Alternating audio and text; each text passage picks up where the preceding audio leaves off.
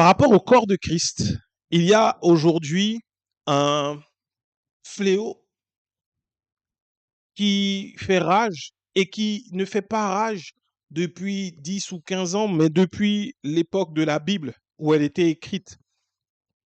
Parce que Paul va en parler et le Seigneur, depuis le début de la semaine, c'est ce qu'il me met à cœur.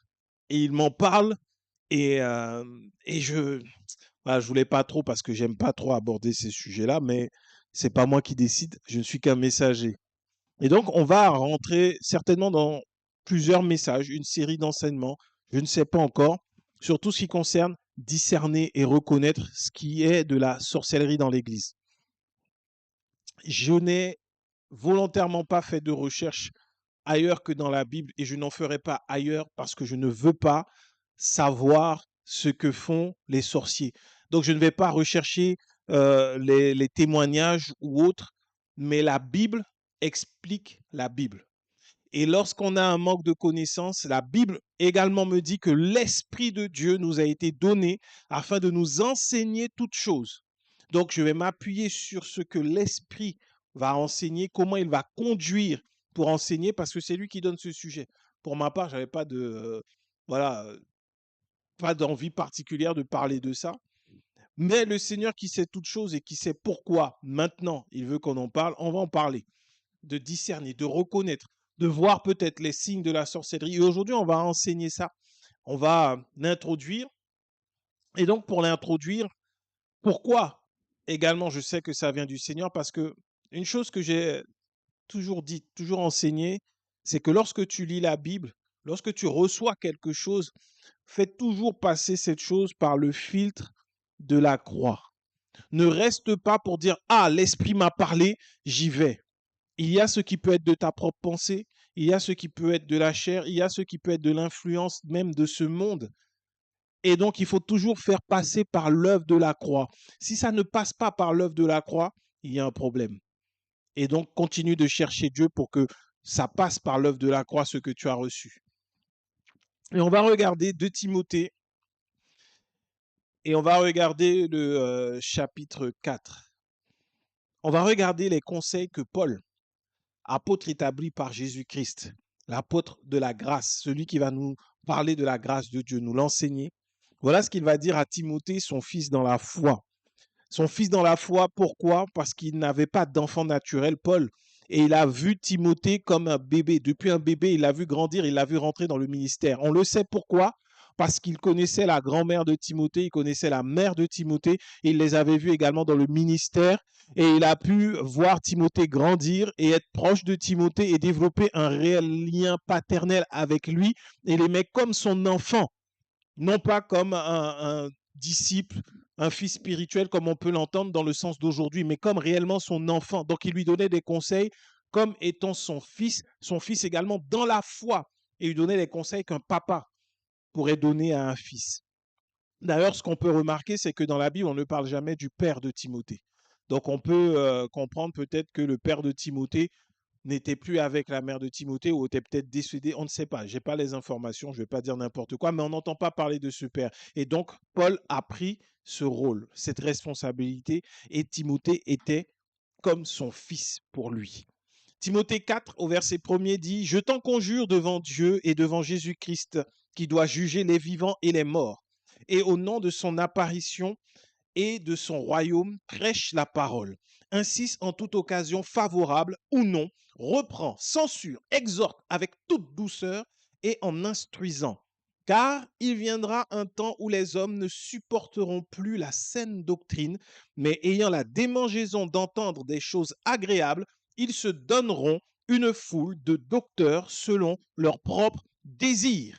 On va s'arrêter là avant d'aller plus loin, parce qu'il y a quelque chose qui m'a interpellé.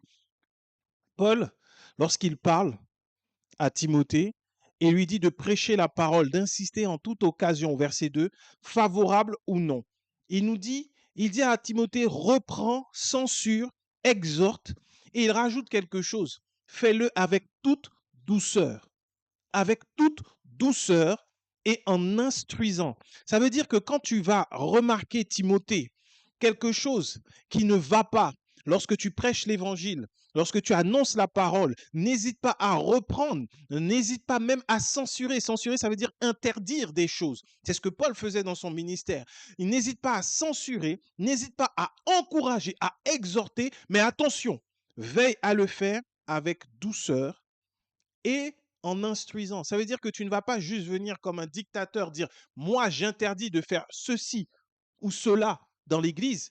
Non, tu vas le faire avec douceur. Je suis désolé, mais la douceur n'est pas dans le cri, la douceur n'est pas dans la violence, la douceur n'est pas dans l'invective. La douceur va être dans une attitude douce, une attitude aimante. Et si tu regardes bien dans le livre de Corinthiens, on va reprocher à Paul même d'être trop doux et de dire qu'il était plus fort dans ses écrits que lorsqu'il est présent parce qu'il est trop doux. On reprochait à Paul d'être trop, entre guillemets, gentil. Mais c'est biblique en fait, car l'Esprit de Dieu, dans le fruit de l'Esprit, il y a la douceur. Ça correspond à l'image de Dieu. Et d'ailleurs, si tu regardes bien, quand Dieu est venu te chercher dans ton péché, alors que tu étais éloigné de lui ou que tu t'étais reculé de lui, il est venu te chercher avec douceur. Il n'est pas venu te chercher avec le tonnerre, avec le feu, et tu n'avais pas peur. Mais il t'a convaincu doucement de revenir à lui avec amour. Ça, c'est notre Dieu.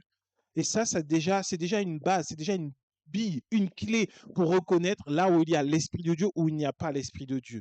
Parce que lorsque tu as des hommes qui se disent investis de la puissance de Dieu et qui s'amusent à haranguer la foule, à crier sur eux, presque à les insulter. J'entends des pasteurs, il y a des pasteurs qui mettent ça sur les réseaux sociaux et qui insultent les gens, qui sont violents, véhéments. Ça ne représente pas notre Dieu. Notre Dieu est rempli de douceur. Et quand il vient nous parler, c'est avec douceur. Et là, Paul dit à Timothée de faire le ministère avec douceur, de reprendre et en instruisant. C'est pas juste de la douceur, c'est pas juste dire ici dans l'église, on ne se manque pas de respect, mais on s'aime. Mais c'est d'instruire derrière. C'est de dire que si dans l'église, on ne se manque pas de respect, si nous nous aimons, c'est parce que Christ nous a aimés le premier alors que nous ne le méritions pas. C'est parce que Dieu nous a aimés et comme preuve de son amour, il nous a donné Jésus-Christ. Et que Jésus-Christ lui-même nous a donné sa vie et qu'en retour, il nous a donné son esprit qui est l'amour et que dans l'amour, il y a le respect mutuel. Voilà pourquoi tu ne peux pas manquer de respect à ton frère ou à ta sœur, ou même à ton pasteur, ou même à celui qui ouvre la porte de l'église ou qui balaie. Parce que, tout simplement, c'est biblique, c'est ce qui est dans la parole, ce sont les instructions qu'on a, c'est la douceur. Sauf que de nos jours, le pasteur qui va être doux, on va le traiter de faible, comme ils ont fait avec Paul. On va dire que ce pasteur-là n'a aucune autorité, et d'ailleurs, les gens ne vont pas venir dans l'église où le pasteur est trop doux. Parce qu'on a l'impression qu'on peut faire ce qu'on veut avec le pasteur, qu'on peut, voilà, on peut l'embobiner comme on veut. Mais en fait, à vrai dire, si tu essaies de mentir, d'embobiner le pasteur, c'est pas le pasteur à qui tu fais ça, c'est à l'esprit qui le dirige. C'est ce qu'on a vu avec Pierre et Ananias et Saphira, en fait. Pierre, en toute simplicité de cœur, accueille avec joie Ananias et Saphira et l'esprit lui révèle les intentions de leur cœur. Et c'est à partir de là que l'Esprit de Dieu lui-même va agir selon la volonté omnisciente, omnipotente de Dieu, en fait. Et Paul, déjà, va donc dire à Timothée, sache que il viendra un temps. Et ce qui est intéressant, c'est que quand Paul dit il viendra un temps, avant ça, au verset 1er du chapitre 4, il dit, je t'en conjure devant Dieu et devant Jésus-Christ qui doit juger les vivants et les morts, et au nom de son apparition, au nom de son apparition et de son royaume. Ça veut dire en vue de la venue de Jésus-Christ. Il va apparaître, il va revenir. Son royaume, au nom de son apparition, prêche l'évangile. Et au verset 3, il dit, car il viendra un temps. Et nous sommes dans ce temps-là. Il viendra un temps où les hommes ne supporteront plus la saine doctrine. C'est terrible. C'est terrible. La saine doctrine, l'évangile, la parole, l'amour de Dieu, les hommes ne le supporteront plus. Ils ne supporteront plus la saine doctrine. Alors toi qui avais des questions sur mais pourquoi les gens sont comme ça? Pourquoi il y a autant de personnes dans ces églises-là? Pourquoi il y a autant de personnes qui agissent comme ça? Pourquoi dans l'église, là où on devrait trouver le plus de personnes qui aiment, qui acceptent, qui font preuve de compassion, pourquoi c'est là qu'on retrouve les personnes les plus méchantes? La Bible te le dit. On est dans un temps où les gens ne supportent pas la saine doctrine. Ils ne la supportent pas. Ils ne supportent pas la vérité. Ils ne supporteront pas que tu parles de l'amour. Ils ne supporteront pas que tu parles du pardon. Ils ne supporteront pas que tu parles de prier pour tes ennemis. Ils ne supporteront pas la saine doctrine. Ils ne la supportent pas. Tu sais ce que c'est de ne pas supporter quelqu'un ou quelque chose? C'est-à-dire que tu n'en veux pas. Même si on te la met, ah non, non, non, je ne supporte pas ce genre de choses. La personne fuit. Les personnes fuient. Dans les derniers temps, ils ne supporteront pas la saine doctrine. Par contre, ils auront la démangeaison d'entendre des choses agréables. Ils auront une démangeaison. Tu sais, c'est quoi une démangeaison? Paul prend quand même des exemples qui sont parlants. Il fait des métaphores qui sont assez puissantes. Quand tu as une démangeaison, tu ne peux pas ne pas t'empêcher de gratter là où ça te gratte. Quand tu as la varicelle, pour celui qui a eu la varicelle, quand c'est des bébés, on leur met des chaussettes, on leur met des choses pour éviter qu'ils laissent des traces. Parce que si tu te grattes et tu éclates un bouton, ça te laisse des traces. Il y a des gens aujourd'hui, tu les vois, ils ont encore les traces de la varicelle qu'ils ont eu quand ils étaient petits parce qu'ils n'ont pas pu résister à la démangeaison. Tu vois, quand il y a un endroit qui te gratte là, tu ne peux pas faire autrement que de gratter. Et puis quand c'est dans le dos, j'ai déjà vu des gens aller chercher des coins de mur et puis essayer de gratter parce que ça démange. Donc il faut comprendre quand Paul dit, ils auront la démangeaison d'entendre des choses agréables. Des choses agréables. Et pour ça, ils vont se donner une foule de docteurs selon leur propre désir. C'est terrible. On part de la saine doctrine pour arriver à des docteurs. Paul ne dit pas des pasteurs. Paul ne dit pas des... Il dit des docteurs. Un docteur, c'est un spécialiste dans un domaine. Des docteurs. Donc, il y aura des personnes qui seront établies spécialistes dans les choses agréables que le peuple veut entendre. Et qu'est-ce que le peuple veut entendre aujourd'hui? Très bonne question. Ce qu'il veut entendre, c'est il faut que tes ennemis meurent.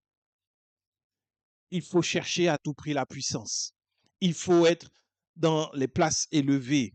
Il faut être le premier partout. C'est la démangeaison. Si tu, aujourd'hui, il y a tellement de messages que les gens veulent entendre et ils ne cherchent plus une église où il y a réellement la saine doctrine et l'amour de Dieu, mais ils cherchent une église où le pasteur prêche ce qu'ils veulent entendre.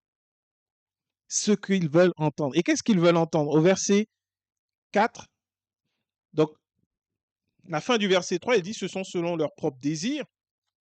Ils détourneront l'oreille de la vérité et se détourneront vers les fables. Vers les fables. Mais toi, sois sobre en toutes choses, supporte les souffrances, fais bien, fais l'œuvre d'un évangéliste, remplis bien ton ministère. On va s'arrêter là. On retourne au verset 4 où il dit, ils détourneront l'oreille de la vérité et se tourneront vers les fables. Tu sais ce que ça veut dire? Ils détourneront l'oreille de la vérité. Ils détourneront l'oreille de la Bible, de Jésus. Parce que Jésus-Christ, il est la vérité. Il est le chemin, la vérité et la vie.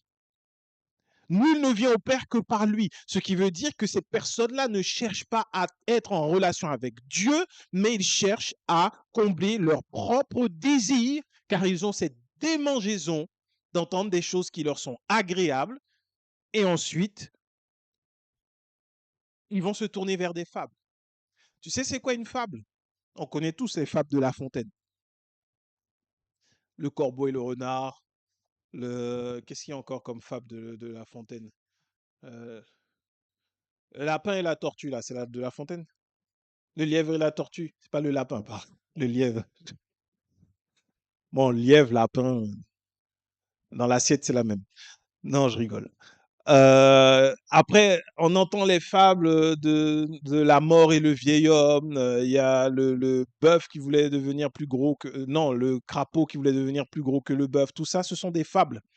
Le but des fables de La Fontaine, ça, je me rappelle de ce qu'on nous a enseigné à l'école. J'ai pas fait de recherche encore.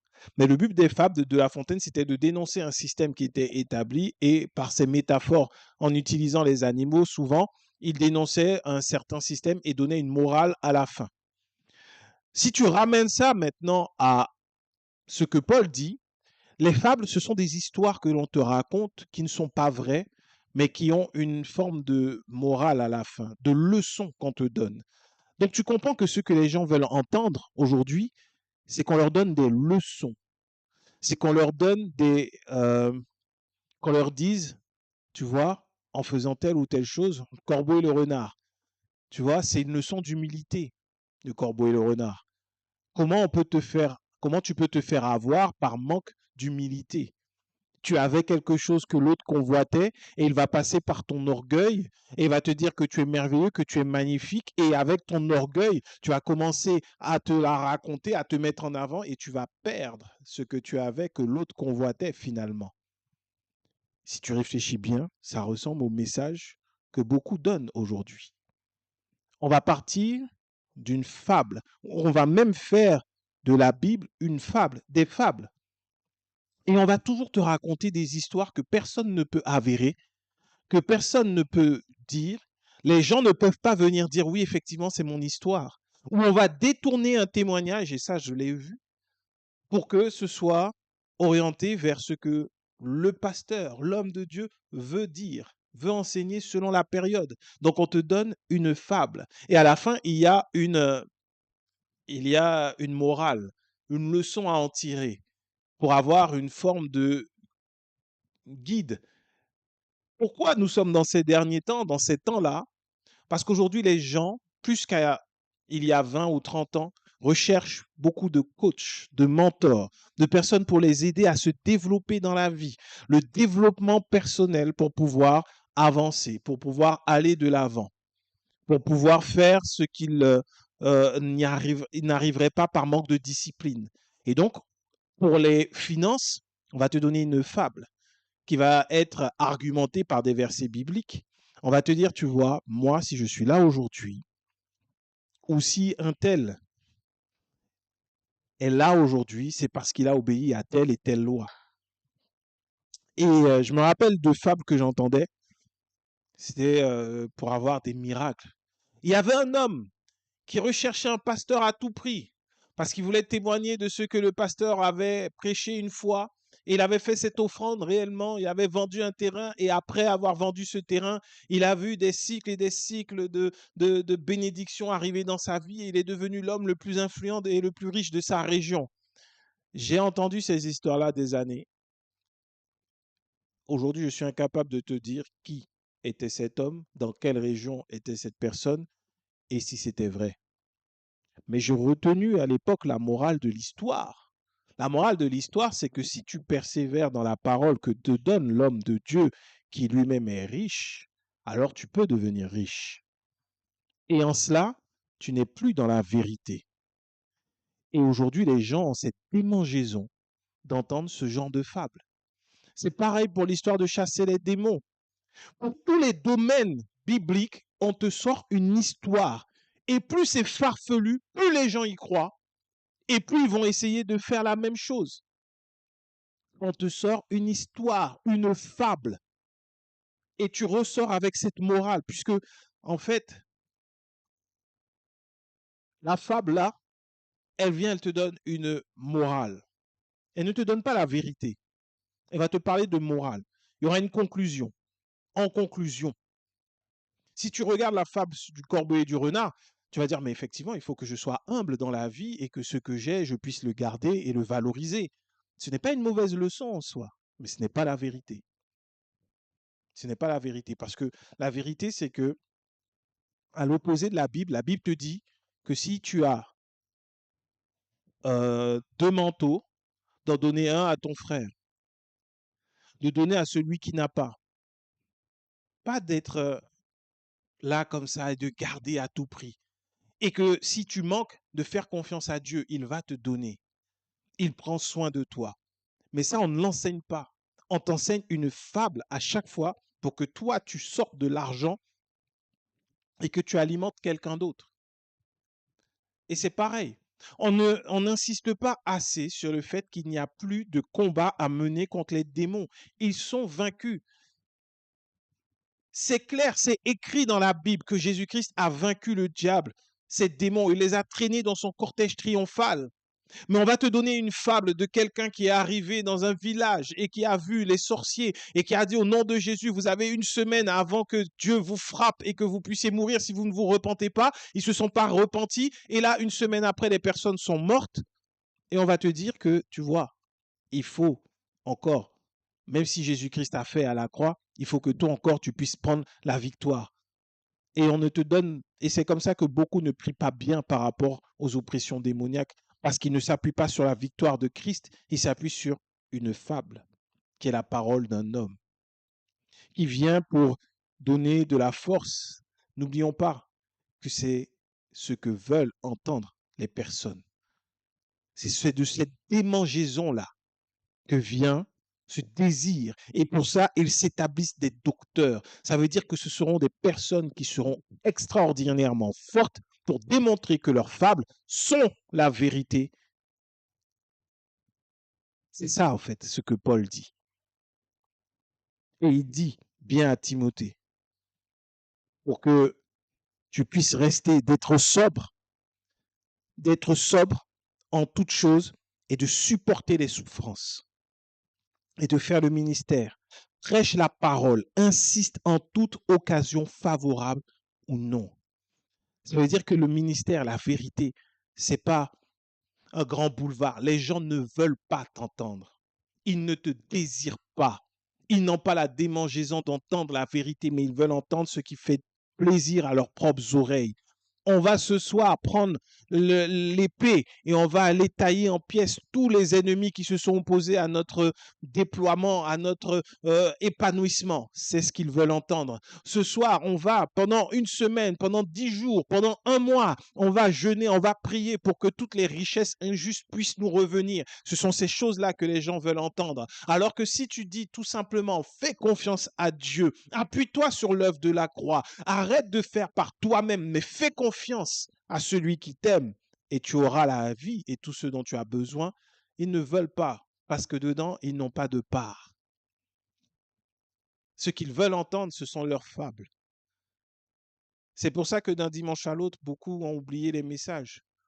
Ou c'est pour ça que maintenant, l'église, ça devient un peu comme si tu allais regarder Netflix. Le prochain épisode, c'est quoi? C'est quoi le prochain épisode du message? C'est quoi le prochain épisode?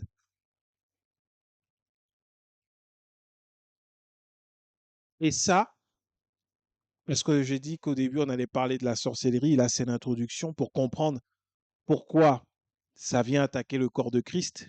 On va regarder deux exemples aujourd'hui. On va aller regarder dans le livre d'Actes des Apôtres. On va aller dans Actes des Apôtres, chapitre 8, et on va prendre à partir du verset 4 pour pouvoir être dans le contexte. Souviens-toi bien, les hommes se sont donné une foule de docteurs selon leurs propres désirs qui vont parler de choses qu'ils aiment, ce pourquoi ils ont une démangeaison. Et dans Acte 8, le verset 4, il est écrit que ceux qui avaient été dispersés allaient de lieu en lieu annonçant la bonne nouvelle de la parole.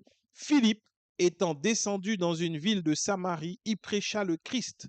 Les foules tout entières étaient attentives à ce que disait Philippe lorsqu'elles apprirent et virent les miracles qu'il faisait, car des esprits impurs sortirent de plusieurs démoniaques en poussant de grands cris, et beaucoup de paralytiques et de boiteux furent guéris, et il y eut une grande joie dans cette ville. Première phase. On est après la persécution de Jérusalem, et Philippe était dans cette grande famille qu'il y avait dans Acte 2, où tout était mis en commun. Et il avait été désigné comme diacre, donc il était au service même du peuple pour servir aux tables et tout. Mais Philippe et on le verra plus tard avec cet appel d'évangéliste. Et il est arrivé après la persécution où beaucoup des enfants de Dieu, beaucoup de ceux qui étaient à Jérusalem ont été dispersés. Eh bien, il arrive dans une ville de Samarie et il commence naturellement à prêcher la vérité, à prêcher le Christ, à annoncer Jésus-Christ, et cette parole est accompagnée de signes, de miracles et de prodiges. Et toute la foule, toute la ville vient parce qu'elle voit des choses qu'elle n'avait jamais vues. Et au verset 9, il est écrit qu'il y avait auparavant dans la ville un homme nommé Simon qui se donnait pour un personnage important. Premier point. Qui exerçait la magie. Deuxième point. Et provoquait l'étonnement du peuple de la Samarie. Troisième point. Tous, depuis le plus petit jusqu'au plus grand, l'écoutaient attentivement et disaient, celui-ci est la puissance de Dieu, celle qui s'appelle la grande. Ils l'écoutaient attentivement parce qu'il les avait longtemps étonnés par ses actes de magie. Mais quand ils eurent cru à Philippe, qui leur annonçait la bonne nouvelle du royaume de Dieu et du nom de Jésus-Christ, hommes et femmes se firent baptiser. Simon lui-même crut et après avoir été baptisé, il ne quittait plus Philippe et il voyait avec étonnement les miracles et les grands prodiges qui s'opéraient. Donc, on est sur la Samarie. Il y a un enfant de Dieu qui vient, qui annonce la vérité et la ville voit la vérité en action. Et il y a un homme qui se donnait pour un personnage important. Premièrement, c'est ce qui, en opposition à Philippe, qui ne s'est jamais donné pour un personnage important. Quand on regarde, Philippe n'a fait qu'une seule chose, mettre en avant le plus important, Jésus. Il n'a parlé que de Jésus. Il a prêché Jésus. Il a guéri des malades. Il a chassé des démons au nom de Jésus. Et les gens ont cru en Jésus.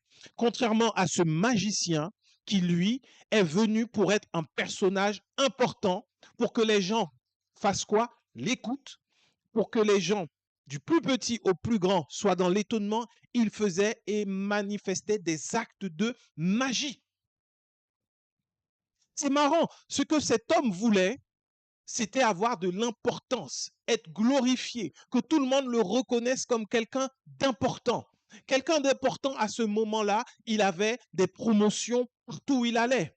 Les gens l'accueillaient en grande pompe. On lui offrait certainement des repas. Et ce qu'il voulait, il l'avait parce qu'il était un personnage important. Si Simon le magicien te maudissait, tu avais des problèmes parce qu'il était depuis plusieurs années maintenant, depuis longtemps, il était là et il agissait. Et ce que Simon voulait par-dessus tout, c'était être écouté. Il voulait avoir une tribune, avoir une foule de personnes qui l'écoutent, parler. On ne sait même pas ce qu'il racontait. Mais comme il faisait des choses qui impressionnaient les gens, au point où les gens disaient, ah non, non, lui, c'est la puissance de Dieu.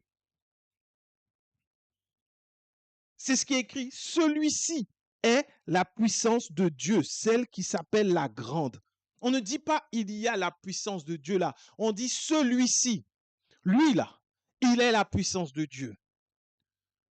Reconnais la magie dans l'Église. Si la puissance de Dieu est un homme, c'est que ce n'est pas de la puissance de Dieu. Quand Philippe agissait dans la Samarie, tous ont reconnu qu'il annonçait le Christ, qu'il parlait du Christ et qu'il prêchait le Christ et que les gens étaient touchés par le Christ. Mais quand Simon, magicien, agissait comme un personnage important, il se faisait passer pour la personne indispensable dans la ville. Tu avais besoin de quelque chose, il fallait passer par Simon. Est-ce que ça ne te fait pas penser à des systèmes établis aujourd'hui dans l'Église? Par des actes magiques, il tient toute la ville dans l'étonnement, du plus petit au plus grand. C'est désolant et triste que de voir dans des églises où des enfants ont plus peur et ont plus de respect pour le pasteur que pour leurs propres parents. Et qu'il faut qu'au bout d'un moment, les parents disent, attention, je vais dire à tel ou tel pasteur que tu agis mal, que tu agis mal. Et l'enfant, tout de suite, il se calme. Simon le magicien tenait tout le monde comme ça, ces actes de magie. Mais heureusement, quand ils crurent à Philippe qui leur annonçait la bonne nouvelle du royaume de Dieu, alors ils se sont tous fait baptiser au point où même le magicien a dit, moi aussi je me fais baptiser. Ça veut dire que quand la vérité est venue, La magie ne pouvait rien faire. Il ne pouvait pas s'y opposer. Il ne pouvait pas résister. Il a suivi le mouvement aussi parce qu'il ne voulait pas perdre la foule. Et c'est comme ça qu'il veut que le bon grain est mélangé à l'ivraie. Il voulait garder la gloire qu'il avait récoltée pendant des années. Il avait travaillé pour ça. Simon avait payé le prix pour devenir un personnage important. Simon avait fait des sacrifices pour devenir un personnage important. Simon était allé chercher de la puissance occulte pour devenir un personnage important. Simon il savait très bien ce qu'il avait fait pour pouvoir faire ces choses qui impressionnaient les gens. Et Simon n'avait pas accepté de voir son business disparaître comme ça. Pourquoi? On regarde la suite. Au verset 14, les apôtres qui étaient à Jérusalem, ayant appris que la Samarie avait reçu la parole de Dieu, y envoyèrent Pierre et Jean. Ceux-ci, arrivés chez les Samaritains, prièrent pour eux afin qu'ils reçussent le Saint-Esprit, car il n'était encore descendu sur aucun d'eux. Ils avaient seulement été baptisés au nom du Seigneur Jésus. Alors Pierre et Jean leur imposèrent les mains et ils reçurent le Saint-Esprit. Lorsque Simon vit que le Saint-Esprit était donné par l'imposition des mains des apôtres, il leur offrit de l'argent. Il leur offrit de l'argent en disant, accordez-moi aussi ce pouvoir afin que celui à qui j'imposerai les mains reçoive le Saint-Esprit. Et on s'arrête là. Parce que Simon, magicien, il va faire son œuvre de magie, il va passer par les eaux du baptême aussi. Et on regarde bien que après, Simon, il va être le premier et le plus zélé de tous les disciples de Philippe. Parce qu'au verset 13, il est écrit que Simon ne quittait plus Philippe. Simon était devenu, en gros, il était l'assistant de Philippe. Parce qu'il avait besoin de garder cette influence. Il avait besoin de rester là. Il n'acceptait pas d'être mis de côté. Et Philippe, il a agi avec amour et douceur. Il n'a pas rejeté, il n'a pas mis de côté, il n'a rien dit. Mais Simon est resté là parce que la foule ne devait pas voir que Simon était un faux, que Simon était un arnaqueur, que Simon était un magicien, un menteur. La foule ne devait pas le voir, donc il est resté auprès de Philippe. Et quand il va voir Pierre et Jean qui arrivent et qui imposent les mains et que les gens reçoivent le Saint-Esprit, Simon va utiliser ce qu'il a toujours fait pour pouvoir garder le peuple dans sa main comme ça, là, sous sa coupe. Il va proposer de l'argent pour avoir le don. Là, tu reconnais la sorcellerie dans l'Église. Si on te dit que c'est à prix d'argent que tu peux recevoir un don spirituel, c'est de la sorcellerie. Ce n'est pas autre chose. Dans la Bible, à aucun moment, Jésus a dit aux disciples, payez-moi quelque chose que vous receviez mon esprit. Jamais. Quand Jésus a rencontré Paul sur le chemin et qu'il a dit à Ananias d'aller prier pour lui afin que les écailles lui tombent des yeux, qu'il reçoive le Saint-Esprit, Paul n'a rien prié du tout pour recevoir ce baptême du Saint-Esprit.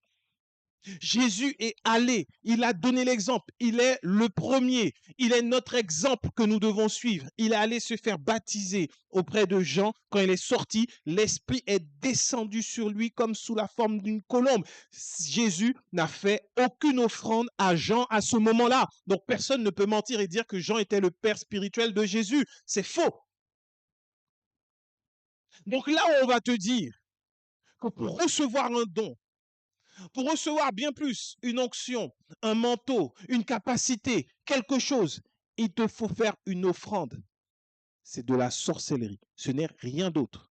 Ce n'est pas biblique. Ça s'est arrêté. Si dans l'Ancien Testament, on peut te sortir des exemples, n'oublie pas que tout doit être filtré par l'œuvre de la croix. Parce que l'Ancien Testament s'est arrêté là où Jésus a dit tout est accompli. Il n'y a pas à venir devant le prophète avec une offrande pour recevoir une récompense de prophète. C'est faux. Le don de la vie, le don est gratuit. Jésus-Christ a donné la parole gratuitement. Tu ne verras pas dans la Bible à quel moment Jésus recevait les offrandes des gens. Pourtant, ils en recevaient. Mais aucun. Jésus n'a pas donné à quelqu'un. Quand il a dit, quand il a envoyé les 70 et qu'il a soufflé sur eux, il leur a pas dit, faites-moi une offrande afin que je puisse libérer l'onction sur vous. Et quand même, il est parti, il a dit, il vous est avantageux que je m'en aille, car ce que j'ai fait, vous allez en faire aussi de plus grandes. Vous allez faire de plus grandes choses que moi. Il n'a pas dit, à condition que vous soyez fidèles dans les offrandes vis-à-vis de mon Église. Ce n'est que de la sorcellerie. Pourquoi? Regarde, dans les années 90, à un moment, ou même début 2000, souvent, je ne sais pas pour toi, mais souvent, soit sur la voiture ou dans la boîte aux lettres, tu recevais des petites cartes de visite. Et c'était des sorciers. C'était souvent des sorciers. Et c'était souvent écrit papa un tel, grand maître, papa un tel, papa un tel, papa un tel. Il peut régler les problèmes. Et puis, il te donnait toute une liste de problèmes. Tu voyais ça, souvent, tu jetais. Eux, là, tu vas, tu leur donnes de l'argent et ils vont te donner quelque chose de spirituel. C'est démoniaque. Et je ne sais pas si tu as fait attention, mais ils s'appelaient tous papa. C'était leur prénom papa. Fais attention à qui tu appelles père. Jésus a dit, n'appelez personne père sur cette terre. Dans l'occultisme, ils savent pourquoi ils se font appeler papa. On reviendra certainement dessus après dans les autres messages. Ce n'est pas le message du jour. Mais la transaction, une transaction pour recevoir, jamais. Et si tu regardes même dans l'Ancien Testament, Abraham a refusé de prendre de l'argent lorsqu'il allait récupérer Lot de la part du roi. Il a refusé. Il a dit non, je ne prendrai même pas un lacet pour attacher mes chaussures, de peur que tu ne dises que tu as enrichi Abraham. Attention avec ce genre de message où c'est par l'argent que tu recevras l'onction ou le don ou quoi que ce soit. Simon voulait que par son imposition des mains, les gens reçoivent le Saint-Esprit. Pourquoi? Pour continuer de les oppresser en tant que sorciers et non pas en tant qu'enfants de Dieu. Il n'a pas cherché à savoir comment faire pour devenir un véritable enfant de Dieu. Il n'a pas cherché à savoir, mais c'est quoi le Saint-Esprit? Ça vient d'où? Il n'a pas cherché à savoir, mais pourquoi toi tu peux le faire au fait? Est-ce que tu peux m'enseigner? Parce que je ne connais pas. J'ai soif. Et il n'a même pas voulu le recevoir lui-même. Il ne leur a même pas dit imposez-moi les mains également que je puisse recevoir le Saint-Esprit. Il ne leur a pas demandé ça. Il n'en avait rien à faire du fait d'être enfant de Dieu. Tout ce qu'il voulait, c'était garder sa position importante. Dans le corps de Christ, le plus important, c'est Jésus. Dans le corps de Christ, le seul qui est élevé au-dessus de tout, c'est Jésus. Le pasteur ne l'est pas. L'apôtre ne l'est pas. L'évangéliste, le docteur, ils ne le sont pas. Il n'y a personne qui soit au-dessus de Jésus-Christ. Nous sommes tous au même niveau après. Après, nous sommes tous au même niveau. Il n'y en a pas un qui est plus grand. Mais si tu veux voir dans le corps de Christ ce qui n'est pas de Dieu, c'est de voir ceux qui cherchent à se faire passer pour importants et qui veulent maintenir le peuple sous leur autorité. C'est ce que Simon voulait faire. C'est ce que Simon voulait faire. Et pour finir, on va regarder un deuxième magicien encore dans la Bible. On reviendra certainement encore sur ces exemples-là. Le Seigneur ouvrira encore certainement nos yeux sur ce qui se passe. Mais on va regarder dans Acte 13. Acte 13 et on va aller directement au verset 6 dans Acte 13. Acte 13, verset 6. On parle de Barnabas et de Saul qui ont été mis à part et qui sont partis pour Chypre et qui ensuite vont continuer leur chemin. Et au verset 6, il est écrit, ayant ensuite traversé toute l'île jusqu'à Paphos, ils trouvèrent un certain magicien, faux prophète. Donc là, lui, il a une arc de plus il a une corde de plus à son arc. Faux prophète juif nommé Bar Jésus, qui était avec le proconsul Sergius Paulus, homme intelligent. Ce dernier fit appeler Barnabas et Saul et manifesta le désir d'entendre la parole de Dieu.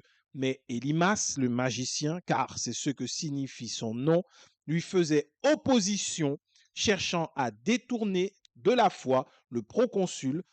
Alors Saul appelé aussi Paul, rempli du Saint-Esprit, fixa les regards sur lui et dit: Homme plein de toute espèce de ruse et de fraude, fils du diable, ennemi de toute justice, ne cesseras-tu point de pervertir les voies droites du Seigneur? Point. On va s'arrêter là. Paul a donné tellement de choses là qu'on ne va pas finir dessus aujourd'hui. Je vais commencer, mais on ne va pas finir dessus. On va continuer la semaine prochaine par la grâce de Dieu. Il dit là, on voit Paul, Barnabas, ils font face à un faux prophète magicien, Élymas, Bar Jésus, juif. Ça veut dire qu'il avait la connaissance de la loi, premièrement. Ça veut dire qu'ensuite, par sa magie, il prophétisait, il annonçait des choses. Et c'était tellement efficace qu'il s'est retrouvé à côté d'un homme intelligent, influent, le proconsul Sergius Paulus. Une chose encore que tu peux remarquer dans la sorcellerie, dans cette magie, c'est qu'il cherche toujours à être positionné dans des places élevées. Quand tu es à côté du proconsul, quand tu as tes entrées au niveau du proconsul, attention, on te respecte parce que celui qui te touche, le proconsul, peut faire en sorte que tu sois puni violemment. Donc, il avait ses entrées. Et ensuite, il maintenait le proconsul, pourtant homme intelligent. Homme intelligent, la Bible précise, ça veut dire que ne te pose même pas la question, ne te dis pas non, mais moi je suis intelligent, le Seigneur m'a donné, la dernière fois j'avais vu le gars c'était un faux et tout. Non, même les hommes intelligents se font avoir par la sorcellerie quand elle est là au niveau de l'Église. Ne te dis pas oui, mais j'ai vu des personnes, ça n'a rien à voir l'intelligence par rapport à cette manipulation et cette ruse spirituelle. Et ce que ce faux prophète faisait, il s'opposait à la foi. Quand on est là dans les derniers temps où les hommes se font une foule de docteurs, la porte est grande ouverte pour tous ceux qui pratiquent la magie, qui avec leurs actes vont impressionner tout le temps, tout le monde. Simon impressionnait en Samarie tout le peuple, du plus petit au plus grand, et par ses prophéties, Élymas, le magicien, était également en train de pressionner et de maintenir dans son pouvoir le proconsul, homme intelligent. Et il s'opposait à quoi? À la foi. La sorcellerie dans l'Église s'oppose à ta foi. Empêche que ta foi grandisse. Par quoi? Par un voile. Et ce voile s'appelle des choses extraordinaires. Ces choses extraordinaires, c'est ce que faisait Simon. Ce sont les fausses prophéties, ou plutôt des vraies prophéties, mais qui ne venaient pas de Dieu. Parce que s'il ne faisait qu'annoncer des fausses prophéties, il n'aurait pas été à côté du proconsul. Ce proconsul avait une chose, il avait soif de Dieu. Et ce magicien a donc utilisé des prophéties. En tant que faux prophète, ça veut dire pas appelé de Dieu, pas établi par Dieu, pas choisi par Dieu. Et donc ne prophétisant pas avec la grâce de Dieu, ni l'esprit de Dieu, mais prophétisant plutôt par un esprit de python. Donc de la sorcellerie. Initié à la sorcellerie, capable de dire des choses. Et il était là à côté et il empêchait et il bloquait que cet homme, parce que cet homme était influent, que cet homme ne parvienne à la vérité. Il le bloquait. Quand tu es dans une église où tout le monde est en admiration devant ce que les hommes peuvent faire, ça bloque ta foi. Tu n'avances pas. La preuve en est, c'est que le proconsul avait tellement soif de Dieu que quand il a entendu que Barnabas et que Saul, Paul étaient là, il a cherché à les voir. On ne peut pas t'empêcher de chercher la vérité. On peut essayer de te maintenir prisonnier par la sorcellerie, mais si tu as soif de la vérité, personne ne peut t'empêcher de la rencontrer, cette vérité. Et quand Élymas a entendu que Saul était là, Paul était là, il a tout fait. Il a tout fait pour s'opposer à la foi. Il a dû faire toutes sortes de prophéties. Il a dû faire toutes sortes de cérémonies. Il s'est opposé à cela. Et c'est pour ça que Paul va exposer ce qui le remplit. Il est rempli de ruse, toute espèce de ruse et de fraude. Ça veut dire que il allait utiliser tous les moyens possibles pour continuer de maintenir le proconsul, la ruse et la fraude. Et ensuite, il l'a appelé fils du diable. Pourquoi? Parce que ces prophéties étaient issues du mensonge et du père du mensonge. Fils du diable, ça veut dire que toi-même, tu manifestes la nature du diable, la ruse.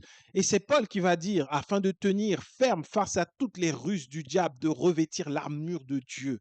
Donc, oui, de même qu'il y a les fils de Dieu, il y a les fils du diable. Et si tu retournes dans ce qu'on a pu voir sur la parabole où Jésus parle du bon grain et de l'ivraie, il dit que l'ivraie, ce sont les fils du diable. Là où Dieu a semé ses fils, il y a également les fils du diable. Ça veut dire qu'en opposition aux véritables prophètes, aux véritables pasteurs, aux véritables apôtres, aux véritables docteurs, il y aura des faux docteurs, des faux prophètes, des faux pasteurs et des faux évangélistes. Mais comment pourrons-nous faire la différence à la fin? C'est Dieu qui à la fin, qui va dire aux anges de séparer le bon grain de l'ivraie. Toi, cherche la vérité. Ce message est là pour que tu puisses discerner la vérité et reconnaître ce qui est de Dieu et qui n'est pas de Dieu. Et cet homme était rempli de malice. Il était rempli de fraude. Il était rempli de ruse. Il était ennemi de la justice et il pervertit les voies droites du Seigneur. Ça veut dire ses mensonges ne s'appuyaient pas sur ce que lui voulait dire. Hein. Ses mensonges s'appuyaient sur la vérité qu'il y a dans la parole. Parce qu'il pervertit les voies droites du Seigneur. Donc, c'était des mensonges qui s'appuyaient sur la Bible. C'était des mensonges qui s'appuyaient sur ce que Dieu lui-même avait dit. Autrement dit, il détournait avec ruse, avec fraude, avec mensonge, avec perversion, la vérité qui venait de la part de Dieu. Il est très difficile, si tu n'es pas caché en Christ, de discerner un faux message d'un vrai message tant que tu n'as pas entendu la vérité. Et Paul, rempli du Saint-Esprit, va prendre autorité sur cet homme, va déclarer, va parler. On le verra plus en profondeur la semaine prochaine, si Dieu veut. Et à partir de là, la vérité va passer et ce proconsul sera libéré de l'emprise démoniaque, satanique et de l'ensorcellement de ce magicien pour se convertir à Christ. Et à partir de là, Paul et Barnabas seront libres d'aller faire le ministère. Il est important de voir que ce soit Simon, que ce soit Élymas ou Bar-Jésus, ils ne s'appuyaient pas ils ne mettaient pas en avant leur lien avec le diable pour maintenir les gens. Ce qu'ils mettaient en avant, c'était Dieu. C'était Dieu. Pourquoi? Parce que le peuple en Samarie disait que ce que faisait Simon, c'était la grande puissance de Dieu. Donc quand il parlait au peuple, parce qu'il prenait le temps de parler au peuple, il disait que c'était de Dieu ou de la part de Dieu. Et c'est pareil pour ce faux prophète qui détournait et qui pervertissait les voies de Dieu. La perversion rentre dans l'Église et pour cela ils utilisent la parole de Dieu. Des fils du diable. Ce qui veut dire que leur mensonge est leur vérité, est établi comme une vérité pour eux. C'est leur nature. Ils ne peuvent pas ne pas mentir, car fils du diable. Leur nature même, c'est le mensonge. Le diable est le père du mensonge. Tout ce qu'ils feront ne sera que mensonge. Même lorsqu'ils voudront lancer des choses qui ressemblent à la parole, ce n'est que mensonge. On pervertit. Et si tu regardes bien, aujourd'hui dans l'Église, tout est perverti. La famille, puisqu'aujourd'hui les familles sont éclatées parce que tout le monde doit servir à l'Église. Donc, l'amour de la femme, l'amour du mari est attaqué parce qu'ils sont dans l'église, ils sont à fond à l'église. Donc les liens sont séparés. Les enfants également ne sont plus soumis, ne respectent plus les parents parce que les parents passent leur temps à l'église et les enfants finissent par développer de la rancune et de la rancœur vis-à-vis de Dieu, vis-à-vis de leurs parents à cause de l'église, ce qui n'est pas normal, ce qui n'est pas de Dieu, ce n'est pas de sa volonté. Les relations entre frères et sœurs, il y a des divisions parce qu'il y a plusieurs qui ont beaucoup d'aura dans l'église et qui vont peut-être percer. Et donc, il y en a qui sont avec, comme Paul pouvait le dire, il y en a qui se disaient de Barnabas, il y en a d'autres qui se disaient de Paul. Il y en a qui se disent, non, moi je suis tel pasteur dans l'église, moi je suis tel pasteur dans l'église, moi je suis disciple de tel pasteur, alors que Christ a dit, allez de fait de toutes les nations des disciples, non pas des disciples de vos pasteurs, mais des disciples de Christ. La division. Et je ne parle même pas du mariage qui est perverti dans l'église.